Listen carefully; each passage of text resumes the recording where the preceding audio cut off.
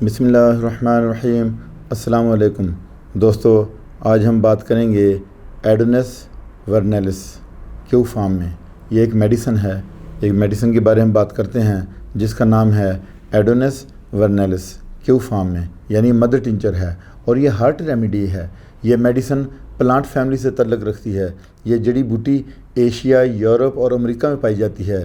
یہ ان مریضوں کی دوا ہے جو انفلوئنزا اور گٹھیا کے بعد دل کی بیماری میں مبتلا ہو جاتے ہیں، یعنی وہ پیشنٹ جن کو گٹھیا ہوتا ہے اور انفلوئنزا ہوتا ہے، نزلہ زکام ہوتا ہے، تو وہ پھر بعد میں دل کی بیماری میں مبتلا ہو جاتے ہیں۔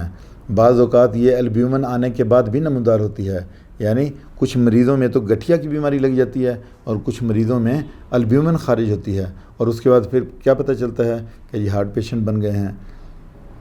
اس میڈیسن کے استعمال سے پلس ریگولر ہو جاتی ہے۔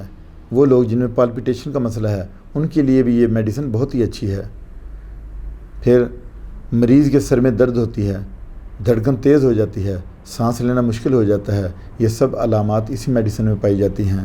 یہ میڈیسن اس وقت بھی دی جاتی ہے جب پیشاب میں البیومن آئے اور مریض کو لیٹنے سے چکر آئیں۔ درد جو ہے اتنا شدید ہوتا ہے کہ اس کی کن پٹیوں سے نکلتا ہے۔ مریض کو کانوں میں گھنٹیاں بجتی سنائی دیتی ہیں۔ مختصر یہ کہ اس میڈیسن کا اثر جسم کے ہر آرگن پہ ہوتا ہے، خاص طور پر دل کی جھلی کی سوزش پر، دل پر چربی کا آ جانا، پلس کی رفتار کا بے قاعدہ ہو جانا، تو یہی میڈیسن بنتی ہے۔ اب ہم ڈوز کی بات کر لیتے ہیں کہ یہ جو ایڈونس ورنیلس کیو فارم کی میڈیسن ہے، مدر ٹنچر ہے، تو اس کے آپ نے طریقہ وہی ہے کہ آپ نے آدھا کپ نیم گرم پانی کا لینا ہے اور اس میں 15 سے 20 قطرے ڈالنے ہیں، اور 3 ٹائم آپ دے سکتے ہیں۔ دوستو، میں نے یہ بات آپ سے شیئر کرنی تھی کہ اگر کوئی ہارٹ پیشنٹ نہیں بھی ہے تو وہ بھی یہ میڈیسن 2-4 مہینے میں ایک شیشی اس کی استعمال کر سکتا ہے، ایک باٹل اس کی استعمال کر لے، کچھ فرق نہیں پڑتا۔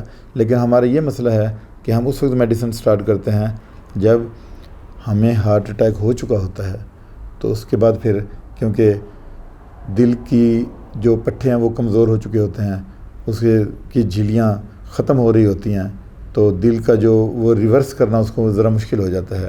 لیکن ابھی سے اگر آپ اپنی کوئی ہارٹ ریمیڈی لیتے ہیں تو آپ کے لیپڈ پروفائل کو بھی کنٹرول کرتی ہے، اور آپ کے جسم میں جو